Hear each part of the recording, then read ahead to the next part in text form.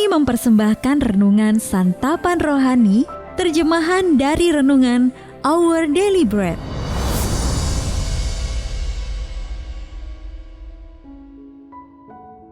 Untuk menerima notifikasi video baru kami, silakan tekan tombol subscribe dan tanda lonceng di bawah ini. Sahabat ODB, pembacaan Alkitab hari ini terambil dari Bilangan pasal yang ke-13 ayat yang ke-27 sampai pasal yang ke-14 ayat yang ke-9. Bilangan pasal yang ke-13 ayat yang ke-27 sampai pasal yang ke-14 ayat yang ke-9. Mereka menceritakan kepadanya, "Kami sudah masuk ke negeri kemana kau suruh kami. Dan memang negeri itu berlimpah-limpah susu dan madunya. Dan inilah hasilnya. Hanya bangsa yang diam di negeri itu kuat-kuat. Dan kota-kotanya berkubu dan sangat besar. Juga keturunan Enak telah kami lihat di sana. Orang Amalek diam di tanah Negeb. Orang Het, orang Yebus, dan orang Amori diam di pegunungan. Orang Kanaan diam di sepanjang laut dan sepanjang tepi sungai Yordan." Kemudian Kaleb mencoba menenteramkan hati bangsa itu di hadapan Musa. Katanya, "Tidak, kita akan maju dan menduduki negeri itu, sebab kita pasti akan mengalahkannya." Tetapi orang-orang yang pergi ke sana bersama-sama dengan dia berkata, "Kita tidak dapat maju menyerang bangsa itu, karena mereka lebih kuat daripada kita." Juga mereka menyampaikan kepada orang Israel kabar busuk tentang negeri yang diintai mereka, dengan berkata, "Negeri yang telah kami lalui untuk diintai adalah suatu negeri yang memakan penduduknya. Dan semua orang yang kami lihat di sana adalah orang-orang yang tinggi-tinggi perawakannya. Juga kami lihat di sana orang-orang raksasa, orang Enak yang berasal dari orang-orang raksasa, dan kami lihat diri kami seperti belalang, dan demikian juga mereka terhadap kami."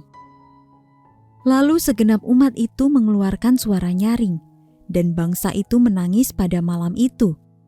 Bersungut-sungutlah semua orang Israel kepada Musa dan Harun, dan segenap umat itu berkata kepada mereka, "Ah, sekiranya kami mati di tanah Mesir atau di padang gurun ini.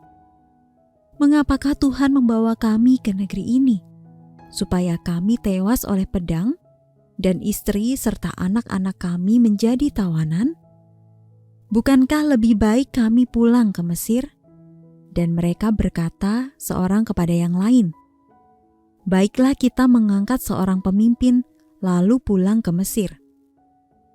Lalu sujudlah Musa dan Harun di depan mata seluruh jemaah Israel yang berkumpul di situ. Tetapi Yosua bin Nun dan Kaleb bin Yefune, yang termasuk orang-orang yang telah mengintai negeri itu, mengoyakkan pakaiannya dan berkata kepada segenap umat Israel, "Negeri yang kami lalui untuk diintai itu adalah luar biasa baiknya. Jika Tuhan berkenan kepada kita, maka Ia akan membawa kita masuk ke negeri itu dan akan memberikannya kepada kita, suatu negeri yang berlimpah-limpah susu dan madunya. Hanya janganlah memberontak kepada Tuhan, dan janganlah takut kepada bangsa negeri itu, sebab mereka akan kita telan habis. Yang melindungi mereka sudah meninggalkan mereka, sedang Tuhan menyertai kita. Janganlah takut kepada mereka." Ayat mas renungan hari ini terambil dari Bilangan pasal yang ke-14 ayat yang ke-9. Tuhan menyertai kita. Renungan hari ini berjudul Menjawab Ya dengan Iman, ditulis oleh Karen Huang.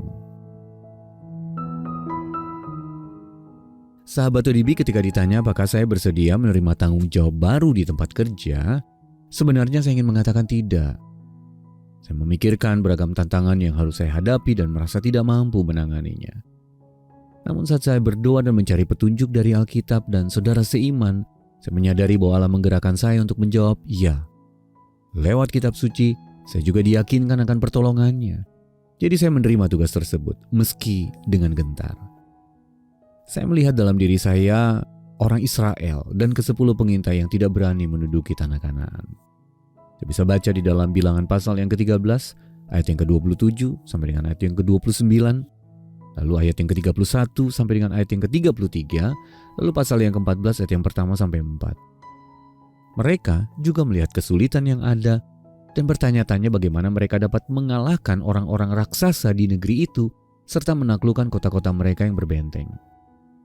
Kami lihat diri kami seperti belalang, kata para pengintai tersebut, dan bangsa Israel bersungut-sungut mengapakah Tuhan membawa kami ke negeri ini supaya kami tewas oleh pedang?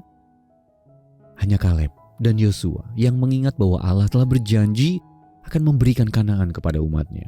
Kejadian pasal yang ke-17 ayat yang ke-8, Bilangan pasal yang ke-13 ayat yang ke-2.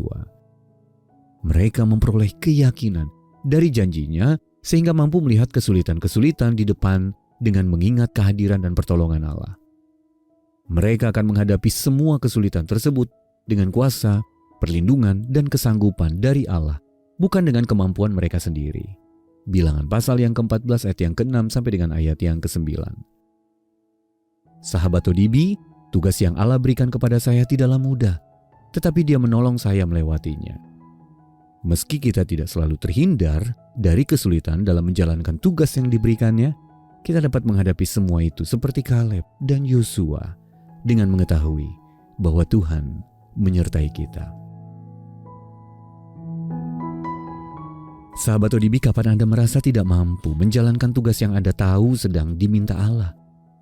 Lalu bagaimana teladan Kaleb dan Yosua dapat menguatkan Anda? Mari kita berdoa.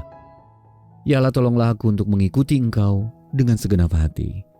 Dalam nama Tuhan Yesus kami berdoa. Amin.